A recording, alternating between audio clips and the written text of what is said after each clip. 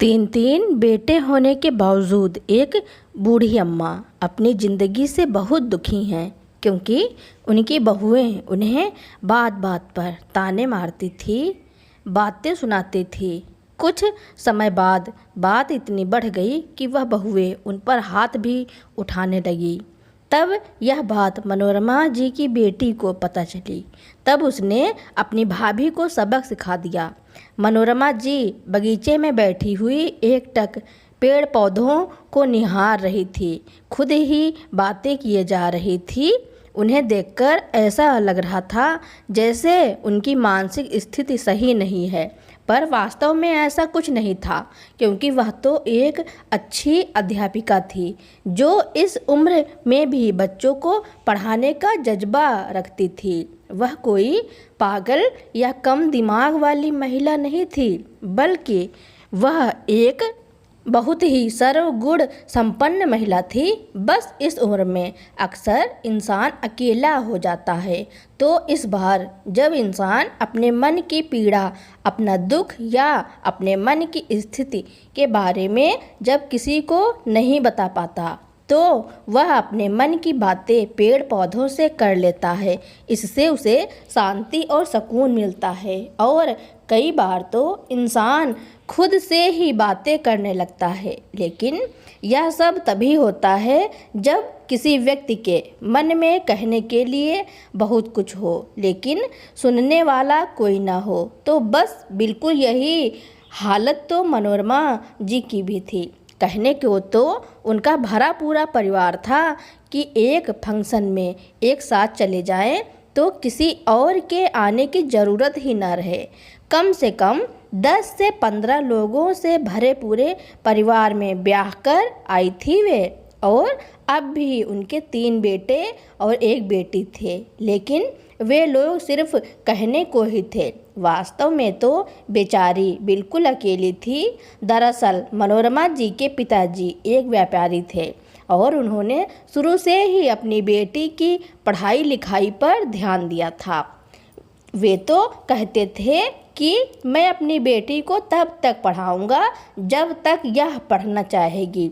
मुझे इसकी शादी की कोई जल्दी नहीं है। लेकिन इसके विपरीत उनकी माँ हमेशा यही कहती कि समय का क्या भरोसा, और समय रहते ही बच्चों के हाथ पीले करके हम अपनी जिम्मेदारियों से मुक्त हो जाएं तो ही सही है। लेकिन दोनों बाप बेटी अपने आगे किसी की चलने न देते।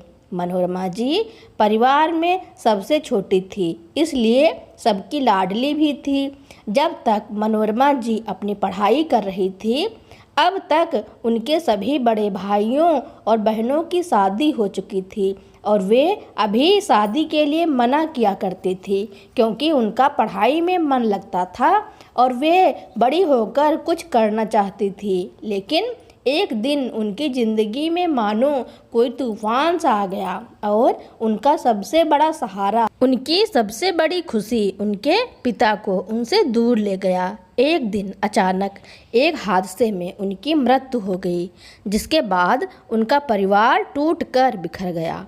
फिर धीरे धीरे सब कुछ सामान्य होने लगा, क्योंकि मनोरमा जी और उनके चाचा जी, ताऊ जी अभी तक सब जॉइंट फैमिली में ही रहा करते थे। तो सब लोगों ने मिलकर एक दूसरे को संभाला और इस मुसीबत की घड़ी में एक दूसरे का साथ दिया, जिससे सबकी ज़िंदगी पहले की तरह ही चलने लगी। और मनोरमा जी और उनकी माँ की ज़िंदगी, दोनों की ज़िंदगी में एक कसक सी रह गई थी। लेकिन अब कोई कुछ नहीं कर सकता था। आखिरकार उन लोगों ने सच को स्वीकार कर लिया और फिर से अपना जीवन जीने लगे थे। इधर मनोरमा जी के एग्ज़ाम चल रहे थे, और उधर उनके परिवार में उनकी शादी की बात चलने लगी। अब उन्होंने 1-2 बार तो कहा, लेकिन फिर भी जब किसी ने उनकी ना सुनी तो वे क्या ही कहती। अब उनके पिता तो थे नहीं जिनसे वह जिद करके अपनी पढ़ाई पूरी करती। और उन्होंने अब अपने भाई से भी मिन्नतें की।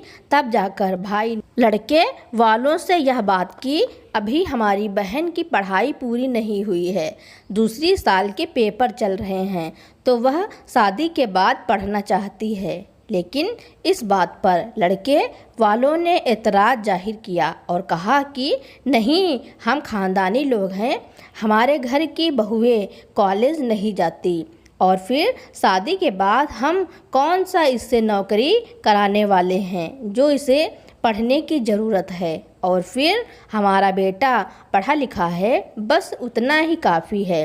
बस यह एक अच्छाई रही थी कि उनके पति पढ़े लिखे और समझदार व्यक्ति थे, और इसलिए वह पढ़ाई की कीमत भी जानते थे।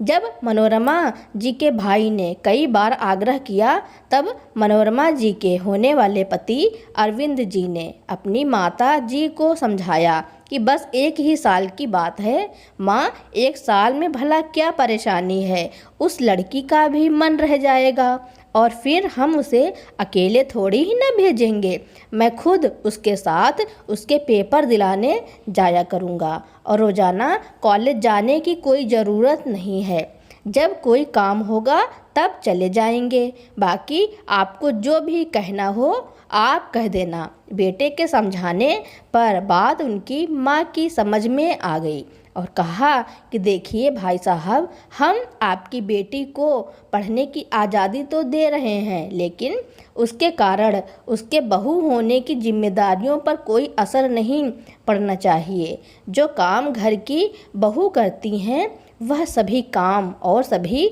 जिम्मेदारियां उसे निभानी होंगी।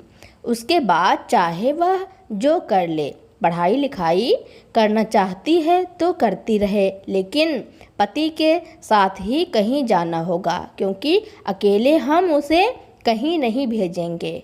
बस इतनी बात सुनकर उसके भैया ने खुश होकर मनोरमा जी को जाकर यह सारी बात बताई।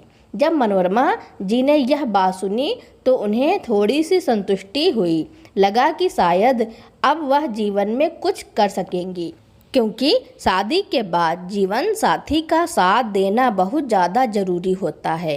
अब उन्होंने भी शादी के लिए हाँ कर दी। वैसे भी परिवार वालों की जिद के आगे उनकी कहाँ चलने वाली थी। शादी के लिए हाँ तो वह कर ही चुकी थी, लेकिन खुश नहीं थी, इसलिए पढ़ाई वाली बात उन्होंने पूछने के लिए कहा था। लेकिन अब जब पढ़ाई के लिए हाँ कर दिया गया तो अब वह भी बहुत खुश थी। देखते ही देखते उनकी शादी हो गई। शादी के बाद घर की जिम्मेदारियां उनके कंधे पर आन पड़ी। परिवार में 2 ननंद जिनकी शादी हो चुकी थी और उनके बच्चे भी थे, 2 जेठ और 1 देवर था। भरा पूरा परिवार था और अभी तक यहाँ सभी लोग एक साथ ही रह रहे थे, यानी कि जॉइंट फैमिली में। मनोरमा जी को इस बात से कोई आपत्ति भी नहीं थी, उल्टा वह तो खुश थी, क्योंकि उन्होंने शुरू से यही देखा कि परिवार को एक साथ मिलजुल कर रहना चाहिए। लेकिन समय के साथ साथ जैसे जैसे समय बीता और उनके बच्चे बड़े हुए, सबने अम्मा जी से अपना अपना हिस्सा मांग लिया, और अब जब साथ में किसी की भी नहीं बन रही थी तो अम्मा जी ने सबको अलग अलग कर दिया। अब मनोरमा जी के परिवार में वह, उनके पति, उनकी सास और उनके 4 बच्चे थे। परिवार में सब लोग मिलजुल कर बहुत प्यार से रहते थे। लड़ाई झगड़ा ना हो इसलिए अम्मा जी ने समय से ही बंटवारा कर दिया था। अब सब लोग अपने अपने हिस्से में सुकून से रहते थे। आना जाना भी होता रहता तो रिश्तों की मिठास भी कम नहीं हुई थी। मनोरमा जी सबकी बहुत प्यार से और बहुत सम्मान से खातिरदारी किया करती थी। शादी के बाद मनोरमा जी आई तो थी बहू बनकर, लेकिन आते ही उनके कंधों पर घर की बहू की जिम्मेदारियां आन पड़ी। साथ ही पत्नी का फर्ज भी निभाना था। इधर किसी की भाभी, किसी की देवरानी, इतने सारे रिश्ते जुड़े हुए थे। उन्हीं रिश्तों को निभाते निभाते वह अपनी पढ़ाई को भी बीच में ही भूल गई। ना ही उन्हें किसी ने याद दिलाया। अब तक तो उनकी ग्रेजुएशन भी पूरी नहीं हुई थी। फॉर्म तो भर गया था, लेकिन कॉलेज एक दिन भी जाना ना हुआ। जब पेपरों का समय आया तो उनके पति अरविंद जी ने उन्हें याद दिलाया और उनका एग्जामिनेशन फॉर्म फिल करवा दिया। उनको पेपर दिलाने गए, लेकिन इधर वे घर की जिम्मेदारियों को पूरा दिन संभालती या अपनी पढ़ाई को, इन दोनों के बीच सामंजस्य बिठा पाना उनके लिए इतना आसान नहीं था। लेकिन फिर भी उन्होंने रात रात भर जागकर पढ़ाई पूरी की और आखिरकार अपनी ग्रेजुएशन तो पूरी कर ही ली। लेकिन अब उनके ऊपर जिम्मेदारियां और बढ़ गई थी, क्योंकि उनके दो बच्चे थे। तभी उन्होंने पढ़ाई छोड़ दी। वक्त के साथ साथ जब सब लोग अलग हो गए तब जिम्मेदारियां तो थोड़ी कम हुई, लेकिन अब अपने बच्चों को संभालने की जिम्मेदारियां फिर से आन पड़ी थी। मनोरमा जी ने अपने तीनों बेटों को और अपनी बेटी को भी पढ़ाने का निश्चय किया था, जिसमें उनके पति ने भी उनका साथ दिया था, क्योंकि उनका भी यही मानना था कि इंसान को अपने जीवन में पढ़ा लिखा होना बहुत ज़रूरी है। एक ना एक दिन पढ़ाई की कीमत समझ आ ही जाती है। बच्चे जब बड़े हुए और अपने अपने कॉलेजों में जाने लगे, इधर मनोरमा जी की सास अपनी आखिरी सांसें गिन रही थी। बच्चों की पढ़ाई पूरी हुई उससे पहले ही उनकी दादी माँ उन्हें छोड़कर चल बसी। मनोरमा जी के बच्चे शुरू में तो बहुत अच्छे थे, लेकिन जैसे जैसे बाहर निकलते गए सब अपने अपने मतलब से स्वार्थी बनते चले गए और उन्होंने भी कभी कोई शिकायत नहीं की, क्योंकि अपने भविष्य के बारे में सोचना कोई बुराई तो नहीं है। जब तक उनके बच्चे अपने भविष्य के बारे में नहीं सोचेंगे तो वह अपने जीवन में भला कामयाब कैसे होंगे। यही सोचकर मनोरमा जी ने बच्चों को कभी नहीं रोका। इधर बच्चे धीरे धीरे करके बाहर निकल गए, अपनी पढ़ाई इत्यादि पूरी करने लगे। बड़े बेटे की पढ़ाई पूरी हुई तो उन लोगों ने उसकी शादी करा दी। बड़ा बेटा क्योंकि माँ बाप की सबसे ज़्यादा बात मानता था, इसीलिए उसकी शादी माँ बाप की मर्जी से ही हुई और बहू भी ठीक ही थी।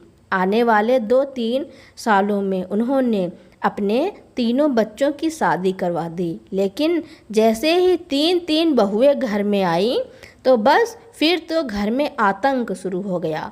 बड़ी बहू जब तक अकेली थी सब अच्छा था, लेकिन जब से 2 और बहुएं आईं तब से घर में बहस करना, एक दूसरे को ताने सुनाना, यह सब सामान्य सी बात हो गई थी।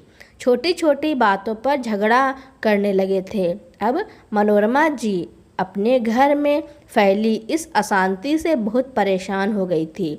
ऊपर से अगर किसी के बीच में बोल जाती तो दूसरा कहने लगता कि हाँ, तुम्हारे लिए तो वही अच्छा है, तुम तो उसे ही ज़्यादा प्यार करती हो, बच्चों में भेदभाव करती हो। बेचारी अब किसी से कुछ कहने वाली भी ना रही, वरना उल्टा उन्हें ही 50 बातें सुननी पड़ जाती। इसलिए उन्होंने किसी से भी कुछ भी कहना बंद कर दिया था। अब वे बस यही सोचती थी कि जाने कब इन लोगों में समझ आएगी और इस घर में शांति होगी। धीरे धीरे वक्त के साथ अब तो सबके बच्चे भी बड़े हो गए और अब भी बच्चों में भी झगड़ा करने लगे। बेचारी मनोरमा जी खुद तो बहुओं के ताने सहती थी, लेकिन उनकी बहुओं ने उनकी बेटी को भी नहीं छोड़ा, उसे भी दुनिया भर की बातें सुनाती। अपने अपने पतियों की कमाई को लेकर सब इतराने लगी थी। सबकी गलतफहमी थी कि मेरा पति घर में ज़्यादा पैसे देता है। हर एक बहू को लगता कि मैं घर में सबसे ज़्यादा काम करती हूँ और बाकी तो बस बैठी रहती हैं। छोटी से पूछो तो उसको यही लगता था कि सबसे ज़्यादा काम तो मैं ही करती हूँ। दोनों दीदी क्या ही करती हैं, मंझली से पूछो तो उसका भी यही जवाब। और बड़ी वाली जो अभी तक बहुत ठीक थी, अब उसने भी बहस करना शुरू कर दिया था। वह कहती कि जब दोनों छोटी छोटी होकर मेरी ही बात नहीं सुनती तो मैं इनकी क्यों सुनूं। उसकी बात भी अपनी जगह ठीक ही थी, लेकिन घर में अशांति तो बढ़ ही रही थी ना। अब तीनों एक जैसी हो गई, कोई किसी से कम नहीं थी। और इधर मनोरमा जी की बेटी कोमल, जिसकी पढ़ाई अभी चल रही थी, क्योंकि वह चारों में सबसे छोटी थी, इसलिए अभी वह अपनी पढ़ाई कर रही थी। लेकिन बेटा और बहू के कलेश के चलते बहू उसे भी बीच में फंसा लिया।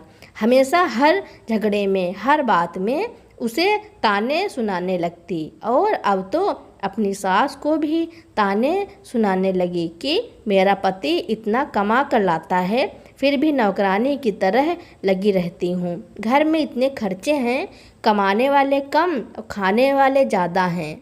अपने बच्चों के भविष्य के बारे में हम कैसे सोचें। मनोरमा जी की बेटी कम ही बोला करती थी, लेकिन उन लोगों की बदतमीजी इतनी बढ़ रही थी कि अब उसका चुप रह पाना बहुत मुश्किल था। जब वह एक दिन उसकी पढ़ाई लिखाई को लेकर उसे बातें सुना रही थी और उसके कॉलेज के खर्चे गिनवाने लगी, और जहाँ तक बात रही मेरी पढ़ाई की, तो उसकी चिंता आप मत कीजिए, क्योंकि मेरी पढ़ाई लिखाई का खर्चा ना तो आपके पति की जेब से आता है और ना ही आपकी जेब से आता है। मेरी पढ़ाई का पूरा खर्चा मेरे माँ बाप उठा रहे हैं, और उनके होते हुए मुझे किसी की भी बातें सुनने की कोई ज़रूरत नहीं है। अभी तो आप मेरे लिए कुछ कर नहीं रही हैं, तब इतनी बातें सुनाती हैं।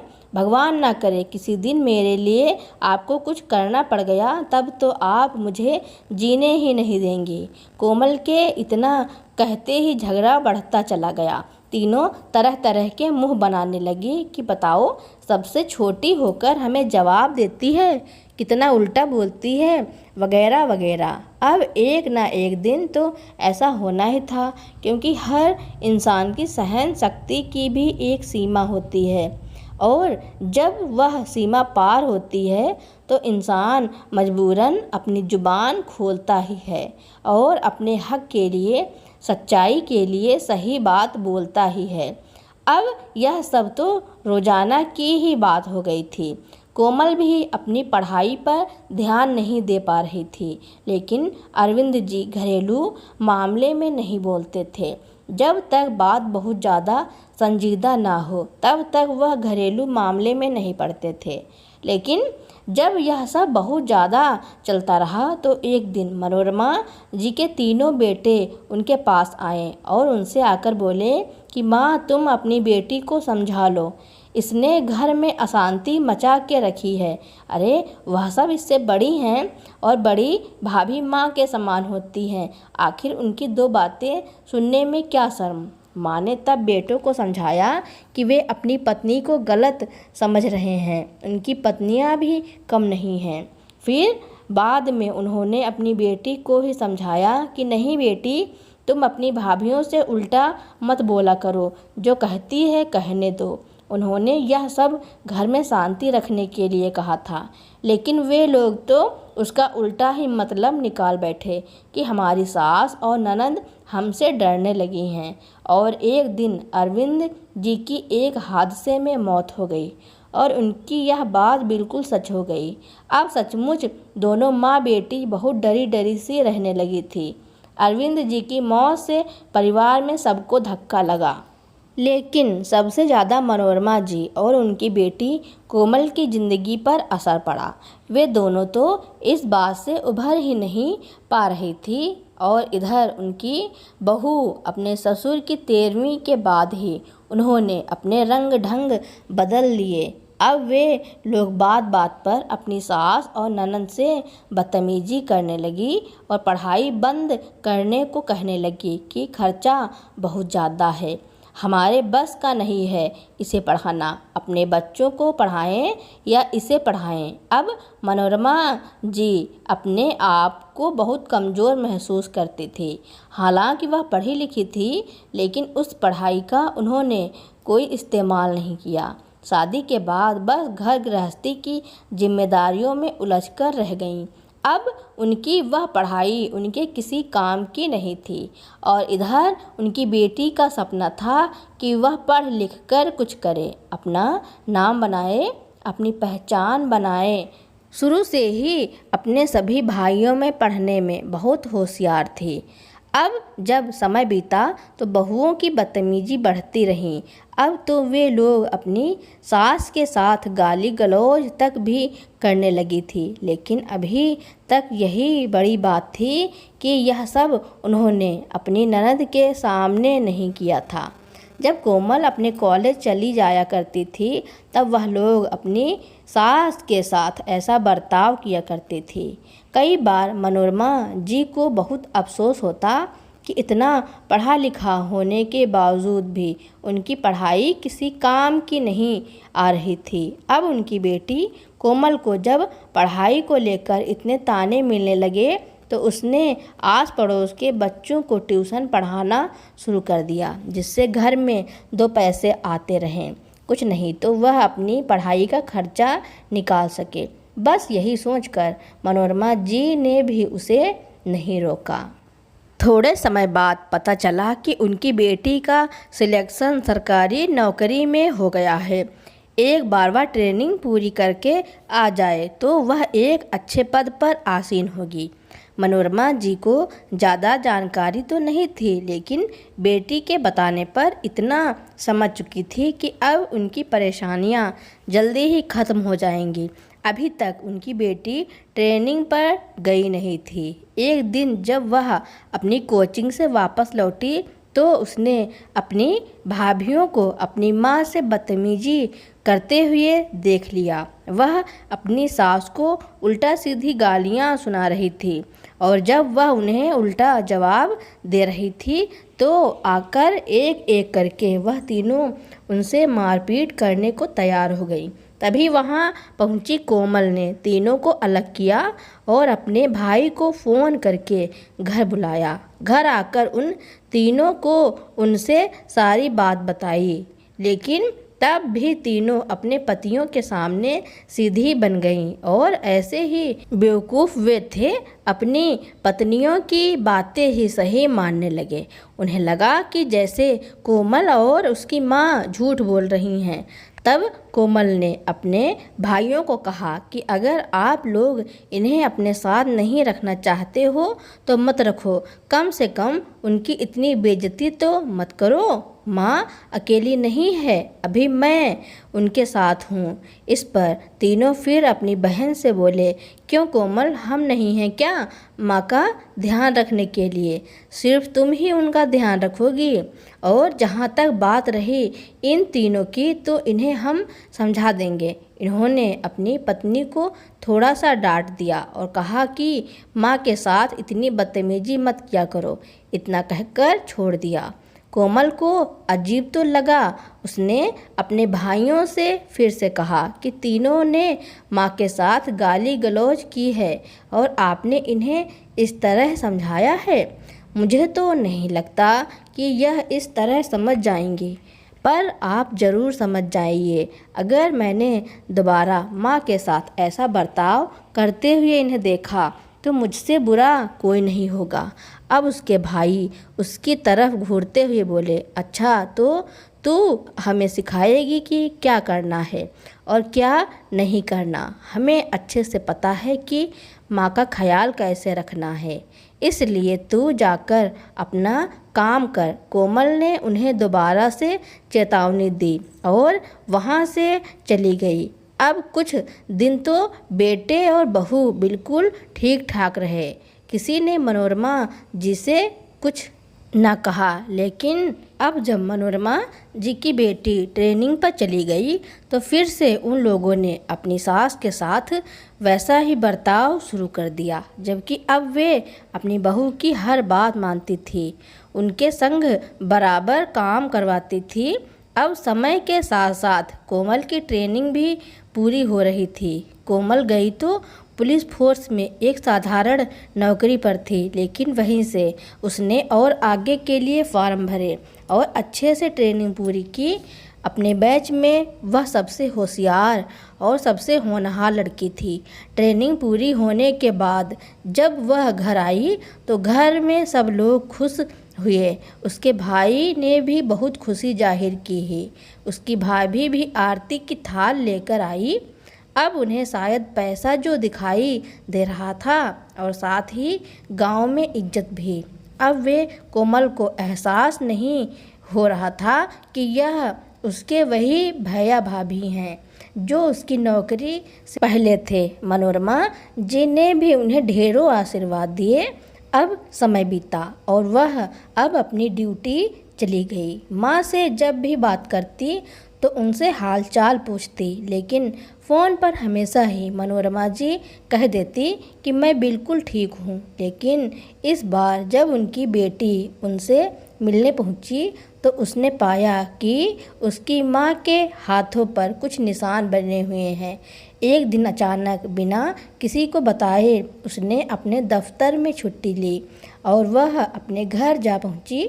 दरवाजे पर जाकर उसने दरवाज़ा जैसे ही खटखटाया तो सुना कि अंदर से चीखने चिल्लाने की आवाज़ें आ रही हैं। पड़ोसियों से बात की तो यह पता चला कि बेटा, यह लोग अक्सर ही तुम्हारी माँ के साथ ऐसा करते रहते हैं। बेचारी मनोरमा बहन की ज़िंदगी बर्बाद कर दी है। अब कोमल ने दरवाज़ा नहीं खटखटाया, बल्कि अपनी छत से होकर वह अपने घर में दाखिल हुई और चुपके से अपनी भाभीयों की वीडियो बना ली। वीडियो में साफ साफ दिख रहा था कि अपनी सास को वे दोनों मिलकर पीट रही थी। बड़ी बहू अपने कमरे में ही पड़ी थी और मंझली और छोटी बहू मिलकर अपनी सास को मार रही थी। पहले तो कोमल ने इस चीज़ का वीडियो बनाया और फिर फ़ोन को अपनी जेब में रखकर उसने पीछे से जाकर अपनी दोनों भाभीयों के बाल पकड़ लिए और उन्हें धक्का मारा। फिर उसने डंडे से दोनों को खूब पीटा। पुलिस को फ़ोन किया और जब तक पुलिस आई तब तक वह उन्हें ऐसे ही पीटती रही। जब पुलिस आई तो उसके भाई भी आ चुके थे, क्योंकि उनकी पत्नियों ने उन्हें बुला लिया था। लेकिन अब कोमल किसी की सुनने वाली नहीं थी। उसने अपनी माँ को जिस हाल में देखा था उसके बाद अब वह किसी को नहीं सुनना चाहती थी। इसलिए कोमल ने अपनी दोनों भाभीयों को पुलिस के हवाले कर दिया और अपनी माँ को लेकर पुलिस स्टेशन पहुँची। अपनी पत्नियों को छुड़ाने के लिए भाई भी पहुँचे, लेकिन कोमल ने पुलिस वालों को सारी बात बताई कि किस तरह से यह बहुएं अपनी सास पर जुल्म करती हैं और साथ ही कोमल ने यह वीडियो भी दिखाया जिसमें वह दोनों उन्हें मार रही थी। बड़ी बहू तो बच गई, लेकिन छोटी व मंझली बहू वे दोनों बहुत पिटी। कोमल ने पुलिस स्टेशन में बैठी हुई एक लड़की को भी उन दोनों को सबक सिखाने के लिए कहा और क्योंकि उन दोनों की ट्रेनिंग साथ ही हुई थी तो वह दोनों एक दूसरे को अच्छे से जानती थी। अब कोमल के जाने के बाद उसकी सहेली ने उसकी दोनों भाभीयों की खूब अच्छे से खबर ली, दोनों पर खूब डंडा तोड़ा और फिर शाम तक उनके भाई कैसे भी करके उन्हें छुड़ाने के लिए आ ही गए। अपनी बहन से बात करके वह उनकी भाभीयों को छुड़ा ले गए। अब कोमल ने भी अपने भाइयों की बात मानकर उन दोनों को छुड़ाने का फैसला तो कर दिया, लेकिन साथ ही कहा कि वह दोनों पूरे गांव की पंचायत के सामने मेरी माँ के पैरों में गिरकर माफ़ी मांगेंगी और अगर भविष्य में ऐसा कभी भी हुआ तो मैं पूरे परिवार को, तुम तीनों को भी तुम्हारी पत्नियों के साथ जेल के अंदर पहुंचा दूंगी। समझे तुम? फिलहाल के लिए अपनी पत्नियों को कहो कि अगर मेरी माँ से माफ़ी मांगने को राज़ी हो जाएं तो मैं देखती हूँ। जब वह दोनों राज़ी हो गईं तो पुलिस वालों ने उन्हें छोड़ दिया और पूरे गांव वालों के सामने दोनों बहुओं ने अपनी सास के पैरों में पड़कर उनसे माफ़ी मांगने लगी। कोमल ने अपने भाइयों को सबक तो सिखा दिया, लेकिन फिर भी वह अपनी माँ को लेकर अपने साथ चली गई, क्योंकि उसे वह लोगों पर जरा भी भरोसा नहीं था और अब उसकी माँ उसके साथ ही रहती थी। थोड़े समय बाद कोमल की माँ ने एक अच्छा रिश्ता देखकर कोमल की शादी करवा दी। लड़का अनाथ था पर एक कंपनी में जॉब करता था। तीनों बेटी, दामाद और माँ एक साथ रहने लगे और अब वे सब खुशी खुशी अपना जीवन बिता रहे थे। और इधर बेटे और बहू को उनके कर्मों की सज़ा मिल चुकी थी। उनके बच्चे भी उनसे इसी तरह बदतमीजी करते थे और अभी तो वह छोटे थे, जब बड़े होंगे तो शायद उनसे भी ज़्यादा बदतमीजी उनके साथ करेंगे। तभी उन्हें अपनी माँ के दर्द का एहसास होगा। फिलहाल मनोरमा जी अपनी बेटी और दामाद के साथ बहुत खुश हैं और खुशी खुशी अपना जीवन बिता रही हैं। तो दोस्तों, इस कहानी के बारे में आपका क्या कहना है और यह कहानी आपको कैसी लगी कमेंट में ज़रूर लिखना। मेरी स्टोरी सुनने के लिए आपका बहुत बहुत धन्यवाद। ऐसे ही इंटरेस्टिंग कहानियाँ सुनने के लिए मेरे चैनल को लाइक, कमेंट, शेयर, सब्सक्राइब एवं बेल आइकन का बटन दबाना ना भूलना, ताकि मेरी नई नई कहानियाँ आप तक पहले ही पहुँचती रहें।